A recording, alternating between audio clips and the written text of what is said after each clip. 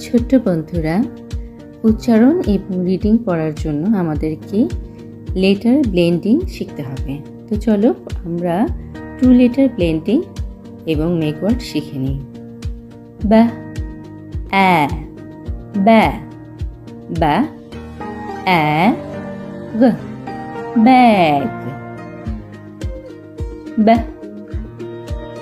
এ, বে, বা, এ, বে, বা, এ, গ, বেগ,